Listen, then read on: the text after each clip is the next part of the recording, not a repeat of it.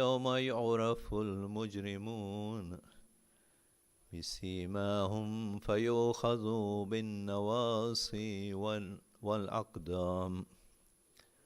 وأسألك الإيمان يوم لا يجزي ولد عن ولده ولا مولود هو جاز عن والده شيئا إن وعد الله حق. وأسألك الإيمان يوم لا ينفع الظالمين معذرتهم ولهم اللعنة ولهم سوء الدار. وأسألك الإيمان يوم لا تملك نفس لنفس شيئا وأمر يومئذ لله. وأسألك الإيمان يوم يفر المرء من أخيه وأمه وأبيه وصاحبته وبنيه لكل امرئ منهم يومئذ شأن يغنيه من عذاب يومئذ ببنيه وصاحبته وأخيه وفصيلته التي تؤويه ومن في الأرض جميعا ثم ينجيه. كلا إنها لظى نزعة للشوى مولاي يا مولاي أنت المولى وأنا العبد وهل يرحم العبد إلا المولى. مولاي يا مولاي أنت المالك وأنا المملوك وهل يرحم المملوك إلا المالك. مولاي يا مولاي أنت العزيز وأنا الذليل وهل يرحم الذليل إلا العزيز.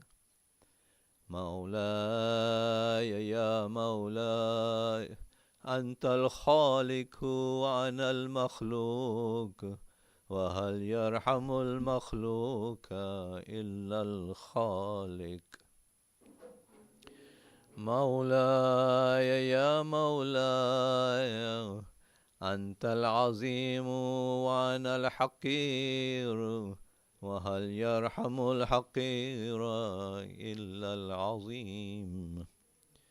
مولاي يا مولاي أنت القوي وأنا الضعيف وهل يرحم الضعيف إلا القوي. مولاي يا مولاي أنت الغني وأنا الفقير وهل يرحم الفقير إلا الغني. مولاي يا مولاي أنت المعطي وأنا السائل وهل يرحم السائل إلا المعطي. مولاي يا مولاي أنت الحي وأنا الميت وهل يرحم الميت إلا الحي. مولاي يا مولاي أنت الباقي وأنا الفاني وهل يرحم الفاني إلا الباقي. مولاي يا مولاي أنت الدائم وأنا الزائل وهل يرحم الزائل إلا الدائم. مولاي يا مولاي أنت الرازق وأنا المرزوق وهل يرحم المرزوق إلا الرازق. مولاي يا مولاي أنت الجواد وأنا البخيل وهل يرحم البخيل إلا الجواد. مولاي يا مولاي أنت المعافي وأنا المبتلى وهل يرحم المبتلى إلا المعافي. مولاي يا مولاي أنت الكبير وأنا الصغير وهل يرحم الصغير إلا الكبير. مولاي يا مولاي أنت الهادي وأنا الضال وهل يرحم الضال إلا الهادي. مولاي يا مولاي أنت الرحيم أنت الرحمن وأنا المرحوم وهل يرحم المرحوم إلا الرحمن. مولاي يا مولاي أنت السلطان وأنا الممتحن وهل يرحم الممتحن إلا السلطان. مولاي يا مولاي أنت الدليل وأنا المتحير وهل يرحم المتحير إلا الدليل. مولاي يا مولاي أنت الغفور وأنا المذنب وهل يرحم المذنب إلا الغفور.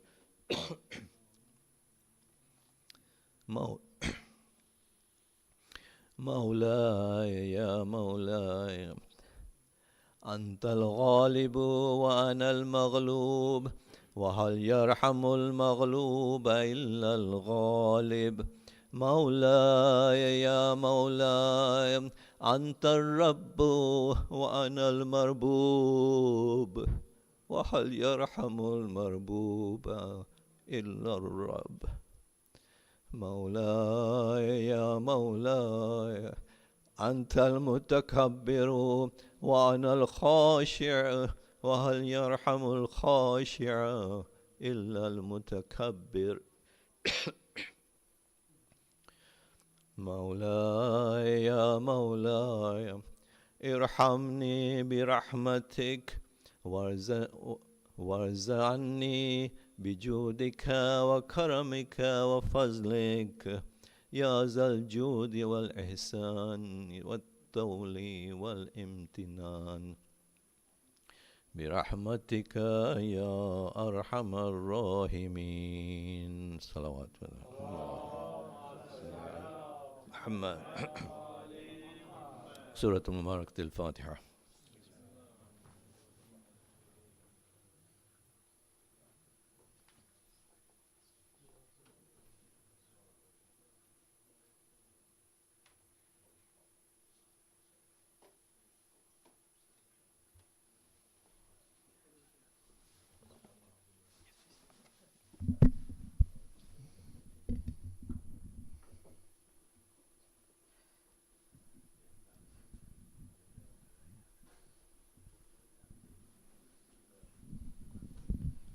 بر محمد وآل محمد صلوات.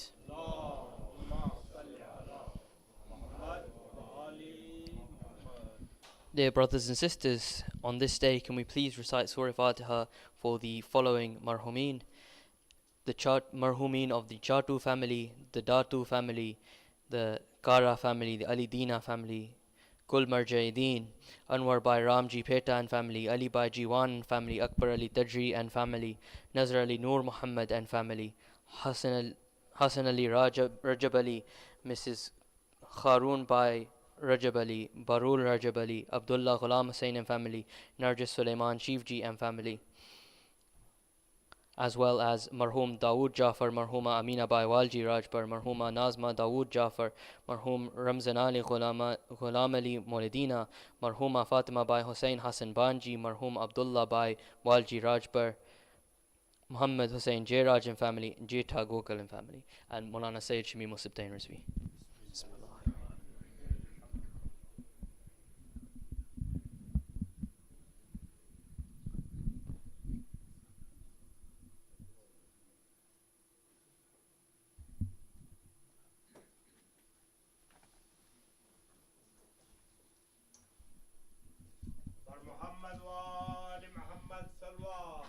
اللهم صل على محمد وآل محمد وعجل فرجهم.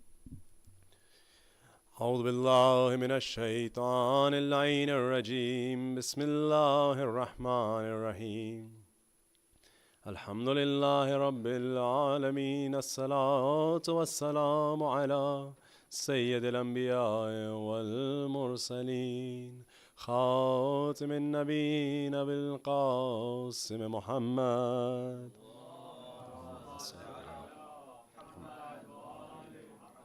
وعلى أهل بيته الطيبين الطاهرين. أما بعد، فقد قال الله الحكيم في قرآنه الكريم وهو أصدق القائلين قوله الحق. بسم الله الرحمن الرحيم. واجعل لي لسان صدق في الآخرين. صدق الله العلي العظيم. صلوات اللهم صل على محمد وآل محمد وعجل فرجهم. In this series, we're looking at how to leave a good legacy, how to leave behind a positive impact on the world around you. And as part of that, in these days, in these ayam azar, we're looking at the legacy left by our first Imam, Amir al-Mu'mineen Ali ibn Abi Talib alayhi salatu wassalam. Muhammad wa ali Muhammad wajjal farajhum. And we're finding his legacy where? In the letter that he wrote to his son. And before I continue on, one point of leaving a legacy and leaving an impact on those around you, we've spoken about it in the days prior. I'll say it here again as we start. That the legacy you leave is the impact you have on the world around you. We spoke about how you use what you have to leave that impact. And as I say that, I'm sure many of you can already tell where I'm going with this, but the wealth that you've been given financially by Allah subhanahu wa ta'ala, it goes a very, very long way. And especially in these days of Ramadan, it'll go a long way, not just for those who you donate to, but also for yourself and the thawab that you yourself accumulate. So please do support SI Education in its activities.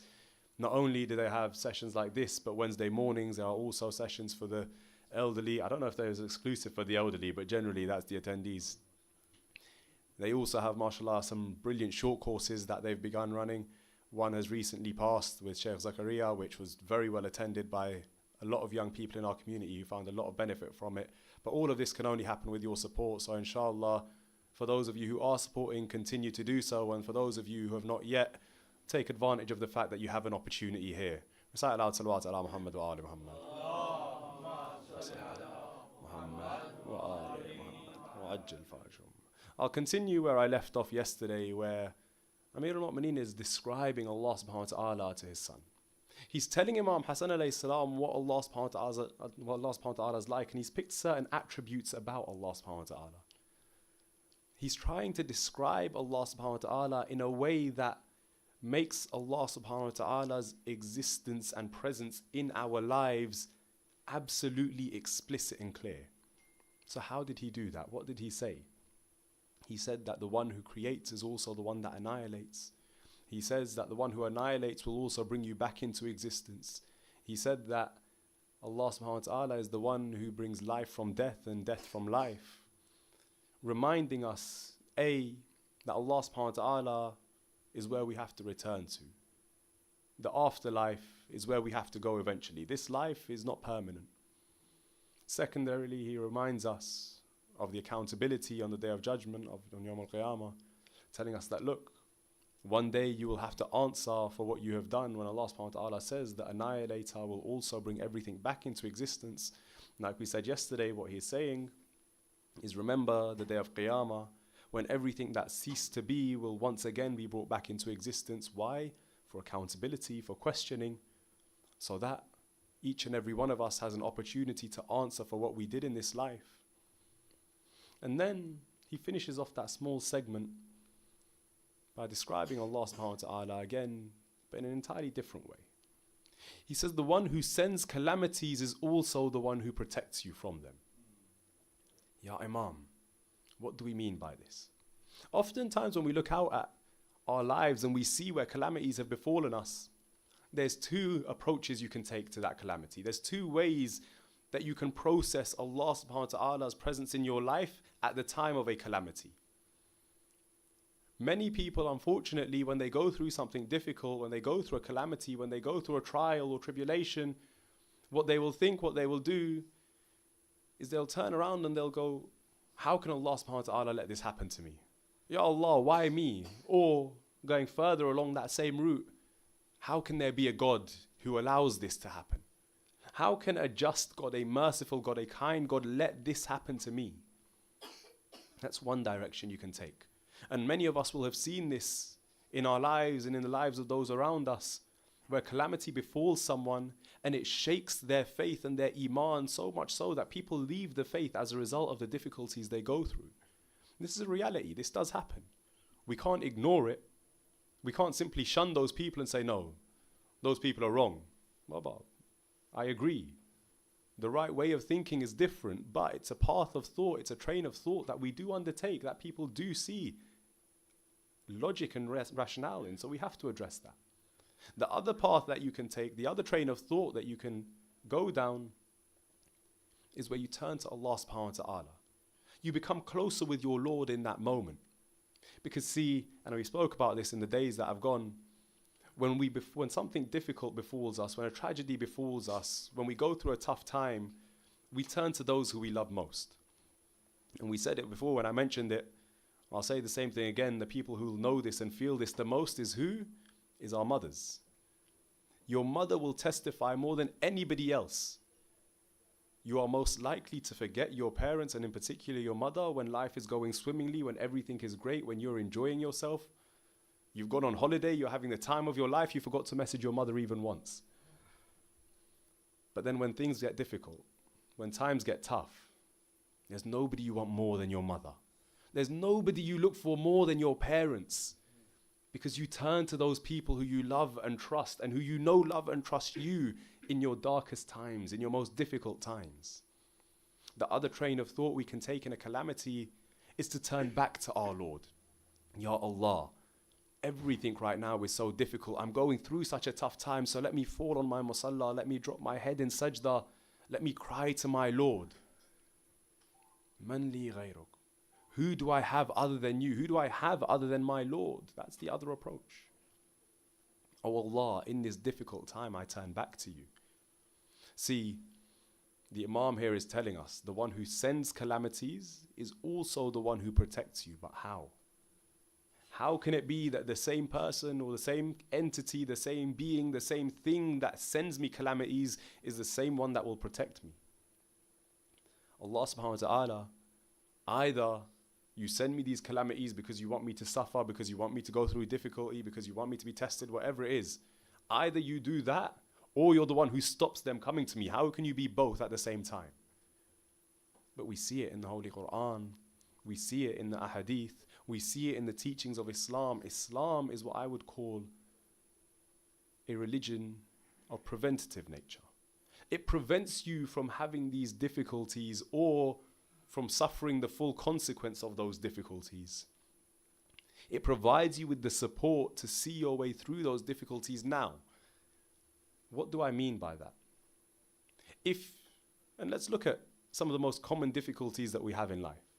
Either it's conflict with family, it's the loss of a loved one, or financial difficulties. Most commonly, these are the difficulties people face in life that really shake them. Will your religion stop you getting into financial difficulty? In and of itself, no. Will your religion stop you from losing a loved one? Absolutely not. Will your religion stop you from having conflict with your families? You can't guarantee it. So when we say that Islam is preventative, what do we mean? Islam doesn't stop the issues that will befall you. No, Islam trains your way of thinking, trains your way of understanding, trains your perspective on those issues so that the effect and impact they have on you is changed. The effect and impact they have on you is different. It is more positive. It is something easier for you to bear. We mentioned how the Holy Quran says, Bismillah ar-Rahman ar-Rahim, La yukallifullaha nafsan illa wus'aha. Allah doesn't burden a soul more than it can bear. What that means is Islam in its nature, it doesn't stop these calamities from reaching you. Instead, it prepares you for when they do. That's what Islam does. How so? We spoke about conflict with family being one of the main issues. In the most plain and simple of terms, Allah subhanahu wa ta'ala in the Holy Quran says, Bismillahir Rahmanir Rahim, wa bil walidayn ihsana wa dhil qurba. Do good to your family and your parents in particular. Allah subhanahu wa ta'ala, He's telling you, look, follow these paths and you'll be able to avoid those difficulties. Now here's the difference. I can do it for myself, but does everybody else follow that same trajectory? Is everybody else going to do the same thing? Family conflict, it doesn't come in a place where everybody is following the same path. Often it's when there are clashes. It's where people are following a different path and by that I don't mean religiously, I mean a different train of thought, a different way of thinking, a different mindset. That's what leads to conflicts within families, most often. And so we see Islam being preventative in that if we are able to follow this, and all of us are able to follow this, then we get through it. But at the same time, Allah subhanahu wa ta'ala, if this issue has arisen, I've followed that verse of the Holy Quran. I do good to my parents and to my family. But those around me, they don't. Then what? How do I get through that? How is Islam helping me through that? First, you have the verses of consolation throughout the Quran, which are there to help you. There as a support. Allah subhanahu wa ta'ala, He says again and again in the Quran, He offers different verses which are there to comfort you. We've mentioned a few of them over the course of the last few days. Bismillah ar-Rahman ar-Rahim, wa tilkal ayyam nadawilha bayna an-nas. Allah alternates the good days and the bad days between the people. So right now you're going through a difficult time, a difficult phase. Your good phase will come, your good days will come. Allah subhanahu wa ta'ala, He instructs you to have sabr, to have patience. These are the verses of consolation, the instructions of consolation. What are the instructions of solution? The instructions of solution are also in the Holy Quran. They're also in the ahadith. They're also in our religion. Islam teaches you how to deal with conflict. Which of our imams did not go through conflict? You'll see some imams dealing with conflict in the form of peace treaties like Imam Hassan alayhi salam. You'll have some imams dealing with conflict in the way of diplomacy like the latter imams. You'll see some imams dealing with conflict in the way of war like Imam Hussein alayhi salam. Some imams taking on silence as a form to weather that conflict, to get through that conflict. Islam gives us examples, and like we said yesterday, it's up to us to apply them to our lives.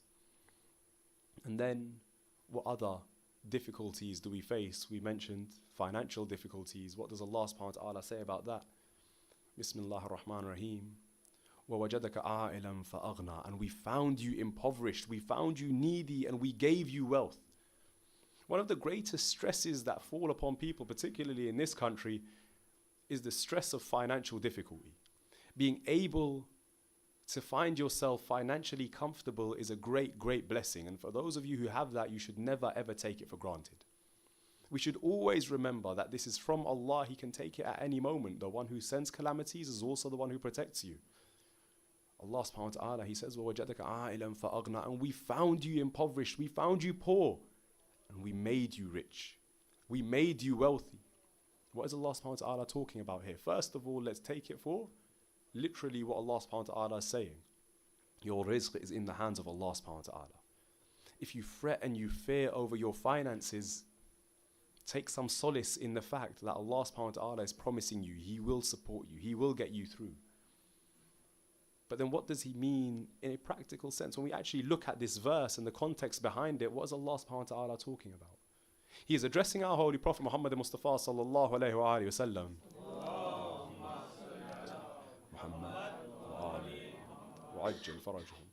And He's saying to him, we found you poor and we made you wealthy. Where did my Holy Prophet's wealth come from? And when we're talking about quite literally financial well-being, How did our Holy Prophet achieve financial well-being to the point where he was able to support the religion of Islam and see it through the difficult and dark early days that it faced? It was from his wife, Bibi Khadija salamullahi alayha. Now, you tell me, at what point does any one of us imagine that if we're going through financial difficulties, this is where the solution will come from? It's so difficult to see the solution, particularly when you're in that well of difficulty, when you're in that space. It's very easy to become hopeless. Very easy to lose that hope because you look around you at the world and you think, where on earth am I going to get out of this problem from? Where is that solution going to come from? Here in this in the verse of the Holy Quran, Allah subhanahu wa ta'ala, he alludes to Bibi Khadija, but what does he say? He doesn't say we gave you Khadija, no. He doesn't say we gave you the wealth of Khadija, no. He doesn't say I gave you a wife to support you, no. He doesn't say Khadija will give you her wealth, no. He says we found you poor and we made you wealthy. The blessing came from Allah subhanahu wa ta'ala through the hands of Bibi Khadija. The blessing comes from Allah subhanahu wa ta'ala, but in what form, in what shape? We have to look around us and see the blessings we have received. They might have come from the hands of our parents. They might have come from friends. They might have come from strangers. It might be my own thinking and initiative that got me to a certain position. But where did you get those blessings from? It is from Allah subhanahu wa ta'ala himself. When I do dua to Allah subhanahu wa ta'ala for financial prosperity, I'm not expecting a hand to come out the sky with a sack of money. Somebody will come forward with an opportunity, or I will come up with some kind of business idea, or I will be able to land a job that allows me to be financially secure. Do we think those are standalone things? No. Allah subhanahu wa ta'ala is blessing you. Allah subhanahu wa ta'ala is placing these opportunities in your life, and that is how He is protecting you from those same calamities which He Himself sends. Allah subhanahu wa ta'ala puts you in trials and tribulations not because He wants you to be in pain, not because He wants to hurt you, not because He wants to see you suffer, no. He wants to put you through those so that you have an opportunity to prove you are the best of the best. So you have an opportunity to earn your reward. See, and I use the example often, I'll use it again, when it comes to football, right? You work hard, you train hard. Playing a match is not easy. It's difficult, it's tough, it's grueling. If you have to defend for 90 minutes, like everyone's saying Arsenal did yesterday, I don't know if I entirely agree, but if you have to do that, that's not easy. I don't know if you've ever tried sitting in a defensive shape. It's not easy. Your mind has to be switched on 90 minutes. I remember I was in Dar es Salaam. I was visiting some friends out there. One of them said to me, Zaki, do you want to play football with the boys here? I've told them you're here and like, you want to play? I was like, 100%, I'm there, I want to play. He failed to mention it was 6 a.m. on a Sunday that we had to play, but khair. He came, picked me up, we went. Even at 6 a.m. on a Sunday in Dar es Salaam, the sun was beating down. It was so difficult. We were playing. I was absolutely knackered. Honestly, I could not wait to hear the final whistle. Whistle blows, everyone goes, sits down. I almost collapsed down onto the floor. I was like, oh my God, that was so difficult. And I love football. Like I don't think anybody can deny it. With all my heart, I love it, right? But in that moment, I was like, I've had enough. I'm so tired right now. My mouth was dry, I was panting, I was tired. And then all of a sudden I saw everybody get up and go back onto the pitch. I was like, what's going on? What's happening? They're like, that was just half time. We've still got another 45 minutes to go. I was like, now what are we going to do? Well, boy, it's not easy to play a full 90 minutes of football, I'll tell you that. But if a player trains, they work hard in training, is it worse for them to be left out and not to play? Or is it worse for them to play and go through the difficulty of that 90 minutes? It's much worse to be left out. You want to show what you've got. You want the chance to prove who you are. Prove how good you are. Allah subhanahu wa ta'ala, when He sends you trials and tribulations, He's giving you that opportunity. Prove to me how good you are. I'm putting you on the pitch. Now let's see what you can do. We have to take these chances. Allah subhanahu wa ta'ala, when He sends calamity, it is for either the reason to test us, or it may be the reason that He wants to punish us. In that punishment is a blessing. Why? We say it in many of our du'as, oh Allah, if you must punish me in this world and not the next. Punish me here, don't punish me in the afterlife. Don't punish me in the hellfire. Don't punish me with separation from you. Punish me in this world. Why? Because the punishment of this world is so much easier than the next world. If Allah is punishing you in this world, that in itself is a blessing for you. So the one who sends calamity is also the one who protects you from it. The Imam is reminding his son here, look, when calamity befalls you, as it surely will, remember, turn back to Allah. Turn to those you love and trust and who you know care about you. Go to Allah. Sit on the musalla, cry your eyes out, call out to Allah subhanahu wa ta'ala. Scream and shout and do whatever you must, but turn to Allah, not away from Him. And secondarily, recognize what those calamities are. Recognize the solutions that Allah subhanahu wa ta'ala has given you. Recognize how you can get through them. And in that you will find success. And then in the letter the Imam goes on. He says something to Imam Hassan which I really wanted to pinpoint and pick up on. It's a very small point. He says, don't let your irrational desires drive you. Now look, as humans we have biological desires. We have innate desires, things that we want and things that we need naturally. At the same time, a lot of the difficulties that we see in the world, a lot of the fahshat that we see in the world, they come from irrational desires. There's so many desires where we don't know why we want this thing. We don't know what it will do for me. We don't know what I'm looking for. I'm just doing it. One of the places it comes from most, especially for the youngsters, is peer pressure. I remember I was talking to a young lad once and he asked me, he's like, oh, how come you've never tried vaping? I was like, Baba, why would I? Like, I turned to him, I was like, why did you try it? Like, what did you think you were going to get from it? Right? It's one of those things that once you're in there, it's very difficult to get away from it. Same with smoking. Once you've started, it's very difficult to get away. But just think, right from the first moment, if you had never picked up that first cigarette, if you had never taken that first puff of a vape, think to yourself, if I had stopped in that moment and thought, why am I actually doing this? What's the point? What am I getting out of it? Am I getting some kind of buzz? Am I getting some kind of thrill? Am I getting something good out of this? Is there something in this for me? Sometimes when we look at the actions we do, and we've spoken over the last few days about acting intelligently, when we look over what we do, it's important to stop and think, what's actually in this for me? What's in it for the people around me, for the people I care about? Sometimes be selfish, and you can do that in a selfless way. If you stop and think, what's the actual benefit of this thing? A lot of the things that we tend to do, you'll realize, actually, I don't want to do that. You realize, actually, there's no point. And that kid asked me, why don't you vape? I was like, Baba, why do you vape? What's in it for you?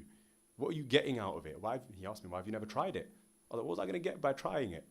If you try something, you're looking for something good in return, right? Otherwise, how do you know whether your trial was successful or not? Well, but if you're looking for something good in return, figure out what that good thing is first before you try it. I can't see any benefit. I can't see anything that I'm going to get from it, so I just never tried it.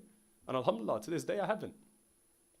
When we lead our lives intellectually, lead our lives thinking rationally about every decision we make, we then realize we start to make much better decisions. And there's a caveat here that I'll mention, right? When we think rationally, that doesn't mean to ignore your emotions. Your emotions are a key part of the decisions you make. You have to recognize that. A lot of people, and you'll see this, especially like managers at work, they'll make decisions completely ignoring the human factor, completely ignoring how this will impact and affect people's emotions.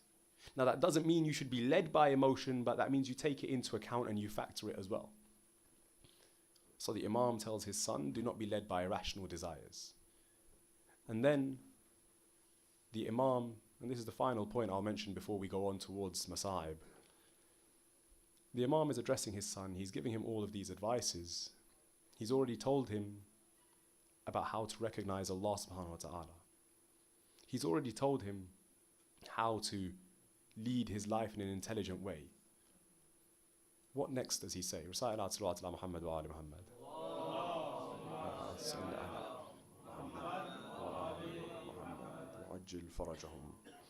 The Imam then turns around, well, I say turns around, I say it metaphorically, he's writing a letter. The Imam then continues on to say to his son, describing the people who are of good faith, describing the best of people, he says, and those who take steps towards a positive goal, even if it is difficult, even if it is a struggle, even when they have to suffer, every step is a positive one. Every step is a positive step. Why? Ya Imam, what are you talking about here? Those who take a step towards a positive goal, even if they suffer, every step is a positive step. And he doesn't mean this in that Allah subhanahu wa ta'ala is happy with that step. No, he's talking about those people themselves. They find positivity, they find virtue, they find happiness in each step that they take, even if it is difficult, even if it's tough, even if they're suffering. How can that possibly be the case? How can they be suffering and still think this is a good thing? This all boils down to our purpose. See, purpose in life is a very important thing, very important indeed. Often we think of it as something that's, it's just there. Do I have a purpose? Do I not? I've never really thought about it. It's just, I'm sure everyone has a purpose. Baba, no, it's not like that. It's not that light. You have to understand the importance of your purpose in life, your goal in life, what you're aiming for, what you're trying to achieve. And there's a reason that your purpose is so important. There's a reason it's so key to everything you do. Because your purpose will dictate your actions. Your actions will dictate your outcomes. Your purpose will dictate the motivation you have to carry out those actions. And often I use the example of a little hamster or guinea pig in its wheel, running constantly. And that wheel is just turning and turning and turning. Do you think any of us could ever do that the way a hamster and a guinea pig does? We couldn't. In fact, I'll give you an example from my own life. I remember it was lockdown and we were told that if you want to leave your house, you can do it to go for a jog or to do some exercise. So I thought, you know what, fine, I'll try it. I started off on a jog. I was about 10 steps into this jog when I thought, I'm going to the park and I'm running back. What's the point? Why am I going? I'm going to end up where I started. What am I doing this for? And I've got mates who are keen joggers. I don't know how they do it. But to me, I was like, why am I doing this? What is the point? I had no energy for it. I was like, I'm just running aimlessly, it felt like to me. So I thought, forget that. That was the only time I've ever been on a jog. I never went again. See, because I didn't have an aim, because I didn't know why I was doing it, I didn't want to do it at all. I didn't have the energy for it. But when you change that perspective, you go from being in a hamster wheel, now apply a goal, apply a purpose, apply an end point, a destination. This is where I want to reach. This is what I want to do. This is what I want to achieve. And that goes from being a wheel to almost like being a road. I'm here, and where I want to get to is over there. I can see my destination. I can see where I'm getting to. And then every step you take, you'll realize you're getting closer to that destination. Every step forward you move, you'll realize you're getting closer and closer to where you want to be. And that in itself gives you motivation. I remember when I was younger, I used to go gym avidly. Every day. Lunchtimes I was at gym. After school I was at gym. I was ready because I could see myself getting stronger. I could see myself getting bigger. I could see myself improving. But then, when that improvement kind of slowed down, when you first start, the improvement is incredible. You're shooting up. You're like, wow, that's amazing. But then when that starts to level off, steady out a little bit, then the motivation's a little bit harder. You're still going to the gym, you're still working out, but you're not seeing results. All of a sudden, it's a lot harder to wake yourself up every morning to go gym. It's a lot harder to spend your lunch times in the gym. It's a lot harder after school when you're tired to go gym. Why? Because I'm not seeing the results. I'm not seeing my own progress. So that motivation, it starts to lack a little bit. Fast forward 5 years, well, it's not been 5 years since I was in school, but it's been about 5 years since I was in the gym. When you try and do that, try to do any action without motivation, without an end goal, you won't be able to see your progress. You won't be able to see, I started off here, I'm looking to end up here, and I've reached here. If you can't see your progress, it's very difficult to keep up that motivation. That motivation starts to drive off. Islam gives you purpose, and in that purpose, it gives you the ability to see yourself getting closer to whatever that purpose is. Getting closer to what that goal is. Am I achieving my goal or am I not? And our Imam, again and again, like I said yesterday, he says in this letter, if you lose sight of what your goal is, abandon the goal. Abandon your efforts until you know what your goal is again. Stop. Figure out what you're doing and why you're doing it, and then go back and do it again. Then go back and carry on. Allah subhanahu wa ta'ala, He's given us a purpose. What is that purpose? وَمَا خَلَقْنَا الْجِنَّ وَالْإِنسَ إِلَّا لِيَعْبُدُونَ. And we did not create the humans and the jinns except for worship. But each and every one of our worship looks different. Did Allah create me to sit on a musalla? No. Because we're told if all you do in life is sit on the musalla and you ignore the life of this world, then you have failed. The Holy Prophet says the one who abandons the next life for this life, or the one who abandons this life for the next, is not from among us. So I wasn't created to sit on a musalla. I wasn't created just to read the Quran. I wasn't created for any of these, what we'd call explicit ibadat. No. Those are a part of my purpose. Those are a part of achieving my goal. Those are steps on this journey, but what is my purpose? I know one individual. He used to get into a lot of fights. One time he got into a particularly bad fight. And a paramedic afterwards says to this individual, the paramedic, she goes, there is no way you should have survived this. There's no way you should have gotten through this. And the words of that paramedic in that moment were, maybe God has some plan for you yet. Maybe God has some work for you yet. And that stuck with this individual, that stuck with this person. And they thought to themselves, you know what? Yeah, I'm here for a reason. What is it that Allah subhanahu wa ta'ala wants me to do on this earth? And I go back to the verse, and I want to speed through this because time is running out. There's a verse in the Holy Quran where Allah subhanahu wa ta'ala says, Kunu ansar Allah, be amongst the helpers of Allah subhanahu wa ta'ala. What does that mean? Ya Allah, how can I be a helper of Allah? How can that be possible? I am the one who is dependent. Allah subhanahu wa ta'ala is the one who I depend on. How can I be a helper of Allah? We said earlier when we spoke about how Bibi Khadija's wealth is described in the Holy Quran as Allah subhanahu wa ta'ala giving wealth. وَوَجَدَكَ عَائِلًا فَأَغْنَى. Allah subhanahu wa ta'ala, He says, we found you impoverished and we gave you wealth, when in fact the wealth was the wealth of Bibi Khadija. When Allah subhanahu wa ta'ala is telling you, Kunu ansar Allah, be amongst the helpers of Allah subhanahu wa ta'ala, what He is saying to you, and this is where our purpose boils down to, this is where our impact and our legacy in the world boils down to. Allah subhanahu wa ta'ala, He's saying somewhere, let's say masalan, when a mother raises her hands in dua and says, oh Allah, I need help for my son. Allah subhanahu wa ta'ala will choose one of you and say, I want you to be the one that helps that son. I want you to be the answer to that mother's prayers. Somewhere where Allah subhanahu wa ta'ala sees somebody raise their hands and call out, Ya Allah, I need financial prosperity. Ya Allah, support me, I need help. Allah subhanahu wa ta'ala will turn to you and say, I want you to be the one who does this. I want you to be the one that carries this out.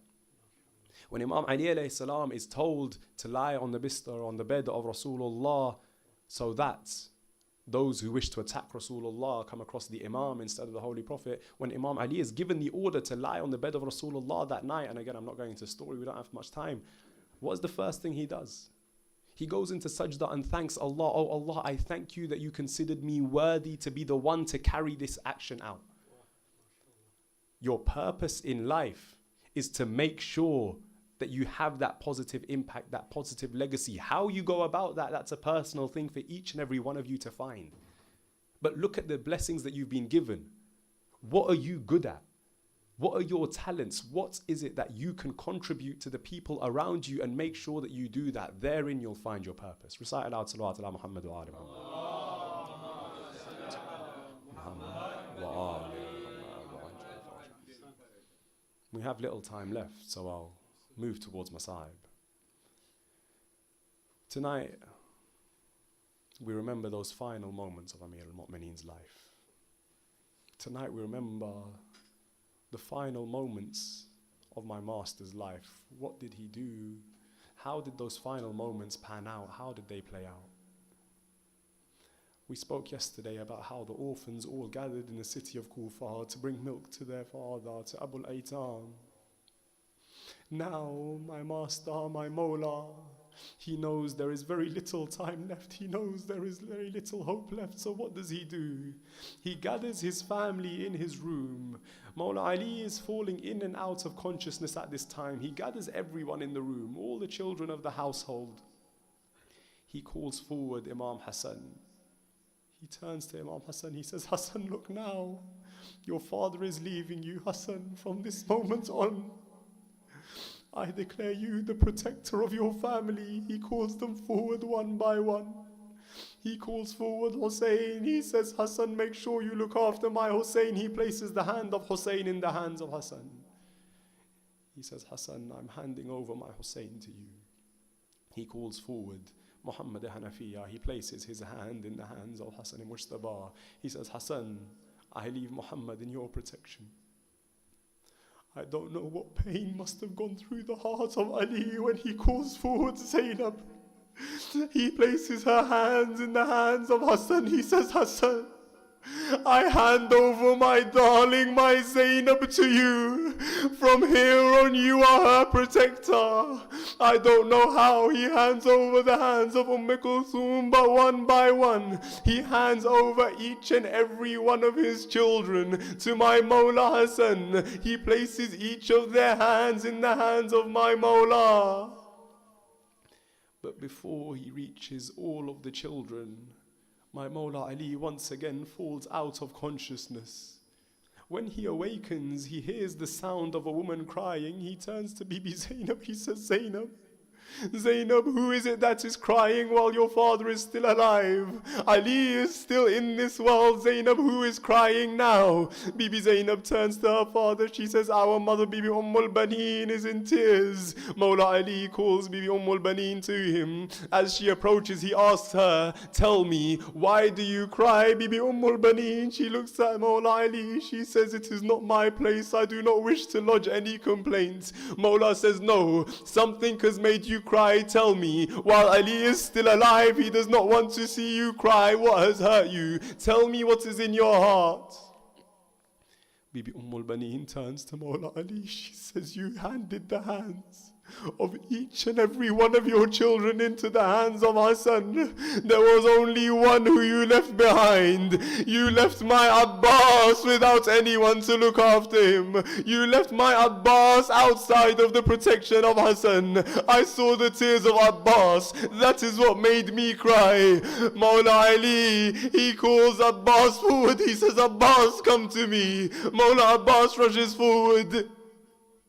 Now Imam Ali turns, he says, Hussein, Hussein, come forward. Imam Hussein steps forward. He takes the hands of Abbas, he places them in the hands of Hussein. Now Imam Ali turns to Abbas, he says, Abbas, remember this. Hussein is the son of Rasulullah. You are the son of Ali. Abbas, whatever happens, the son of Ali must not leave the son of Rasulullah. Wherever Hussein goes, Abbas, go with him. Abbas, whatever happens, do not let anything hurt my Hussein. Abbas, protect Hussein wherever you go. Abbas never forgot this promise. He takes the hands of his master. He holds them close until his dying breath. Abul Fadl Abbas, he considered Hussein his master. Not once does he call him brother until Hussein himself says, Abbas, in your final moments one time, will you call me your brother? When Hussein has nobody left, Abbas, he does not need a servant, he needs his brother with him. In that moment, Abbas calls out, Ya Akhi Hussein. My Mawla Ali, he places Abbas in the protection of my Mawla Hussein. He places Hussein in the protection of his Abbas. The day goes on, my Mawla's condition begins to deteriorate even more.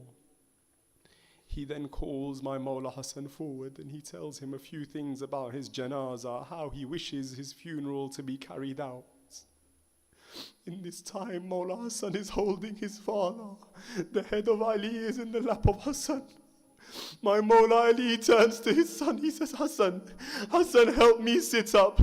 Let Ali not lie down in this moment. Hassan, prop me up against the wall. My Mawla Hassan asks his father, my father, you are very frail in this moment. Why do you wish to sit up? Ali turns to his son. He says, Hassan, do you not see?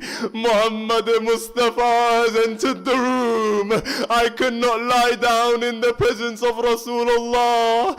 Hassan Mujtaba helps his father sit up. In his arms still, Hassan holds his father. He watches as the eyes of Ali glaze over. He watches as the color drains from his father's face.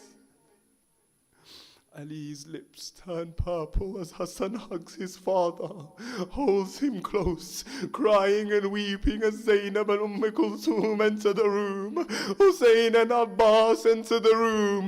My master has left this world, my Mawla has left this world. But what of the funeral? What did he tell Hassan and Mujtaba? When the time came for the funeral, my Mawla Hassan and his brother Hussein, they stand gathered and they tell everybody what their father's wishes were, what their father had asked for. What was it?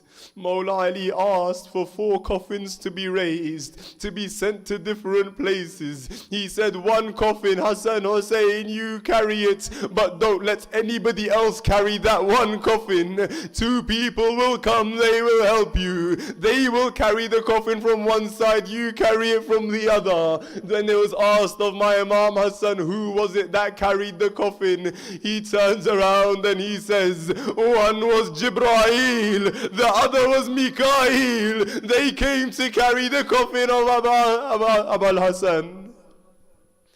I turn and I ask my Mawla, when you left this world, the prophets came to greet you. When you left this world, the angels came to carry your coffin.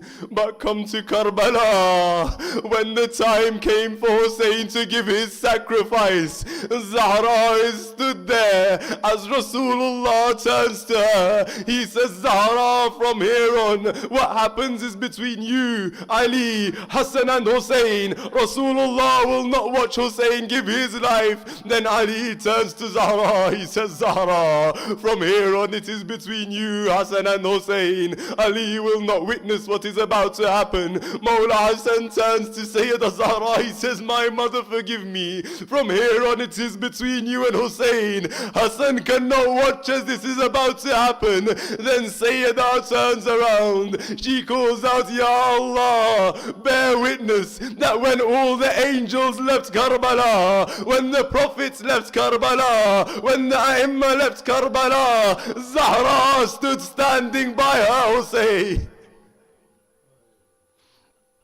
The final piece of the wasiyah, the final part of the wasiyah of my master that we see so very many years later in Karbala is what?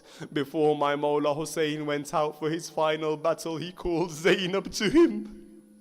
He says, my sister Zainab, there is an act of my father that I have to carry out. He asked me to do it, now is the only time left. Sayyida Zainab says, tell me, what is it? My Mawla Hussein takes the sleeves of his sister's shirt. He pulls back the sleeve from the arms of Zainab and begins kissing her arms. Zainab asked her brother Hussein, tell me, why do you do this? He says, before he left this world, our father Ali said to me, Hussein, there will come a time where Zainab's hands will be in shackles and chains. Before that day comes, Hussein, give Zainab's arms a kiss from her father Ali.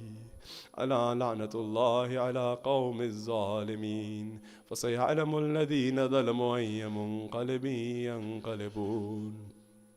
We raise our hands in dua and we pray to Allah Azza wa Jalla. Oh Allah, for all those mu'mineen around the world suffering from ill health, grant them complete shifa. Oh Allah, for all those of our marhumeen who have left this world, raise their ranks in Jannah. Oh Allah, hasten the reappearance of the Imam of our time and allow us to stand alongside him and enter Jannah under his banner. ربنا تقبل منا إنك أنت السميع الدعاء.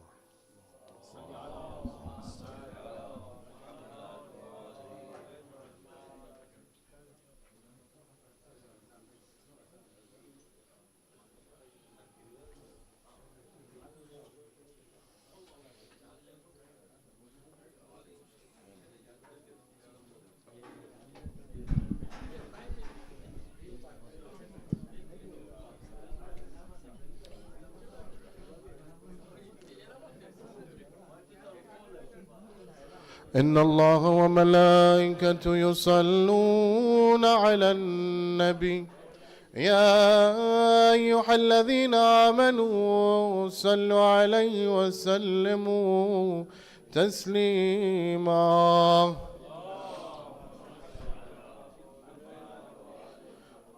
الله أكبر الله أكبر الله أكبر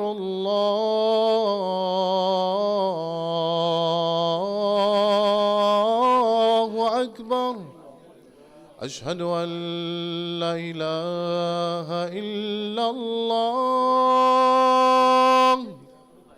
أشهد أن لا إله إلا الله أشهد أن محمدا رسول الله أشهد أن محمدا رسول الله أشهد أن عليا ولي الله أشهد أن عليا حجة الله حي على الصلاة حي على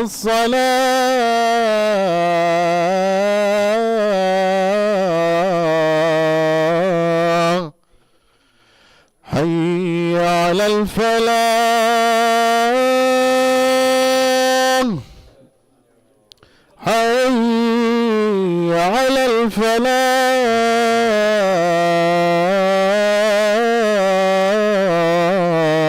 الفلاح حي على خير العمل حي على خير العمل الله